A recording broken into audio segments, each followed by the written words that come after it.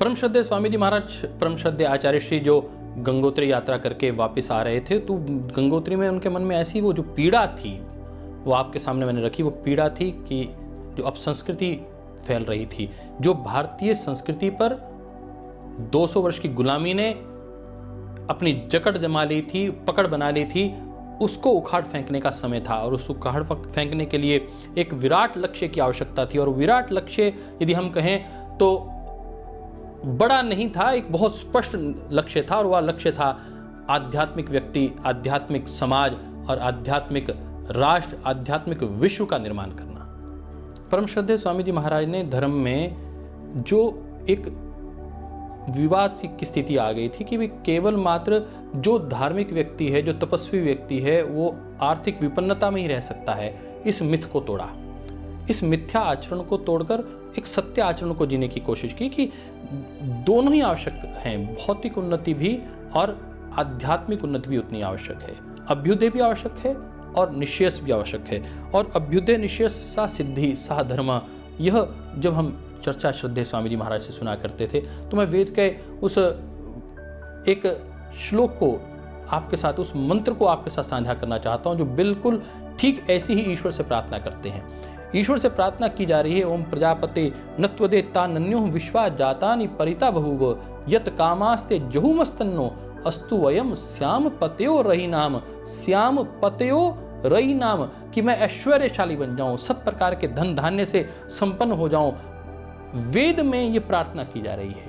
ईश्वरीय ज्ञान जो वेद है उसमें ये प्रार्थना की जा रही है। हमारा ज्ञान कितना समुन्नत था इसकी हम चर्चा कर सकते हैं। वेद में वैदिक संस्कृति की, वैदिक कृषि की बात आ रही है।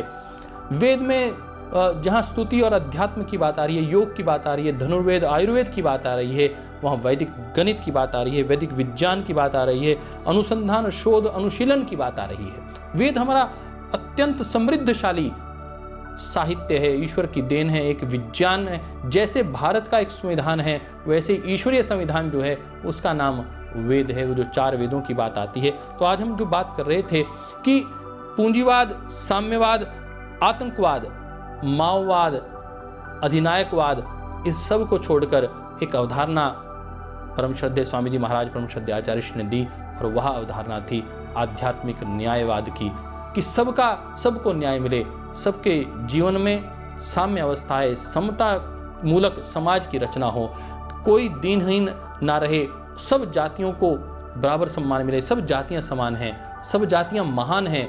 यह मूल तत्व देते हुए इस विराट लक्ष्य को पूरा करने का श्रद्धेय स्वामी जी महाराज ने पहला बिंदु रखा, जहां कहा कि अविद्या मृत्यु तीर्थः विद्या अमृतम आश्नुते।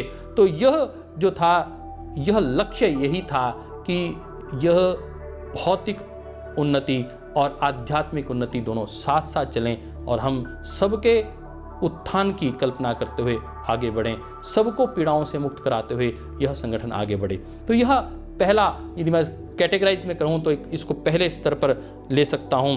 और फिर उन सब दिव्य आत्माओं में, उन सब कार्यकर्ताओं में उनके दिव्यत्व को बढ़ाना, उनके ज्ञान का संवर्धन करना, उनकी संवेदनाओं को सत्य दृष्टिकोण से लेकर जाना, आगे बढ़ाना, उनके भीतर उठ रही जो प्रेरणाएं हैं उन्हें एक सत्य मार्ग की ओर उनको मोड़ना और उनके जीवन में सत्य का आचरण हो पाए, इस भाव को जगाने के लिए श्रद्धेय स्वामी जी महाराज ने एक श्रेष्ठ जीवन शैली, श्रद्धेय आचार्य श्री ने एक श्रेष्ठ जीवन शैली को अपनाया और लोगों के समक्ष रखा, एक आदर्श जीवनचर्या रखी, एक कर्मठ जीवनचर्या रखी। और वो स्पष्ट थी और बहुत दृढ़तापूर्वक श्रद्धेय स्वामी जी महाराज ने उसका पालन किया।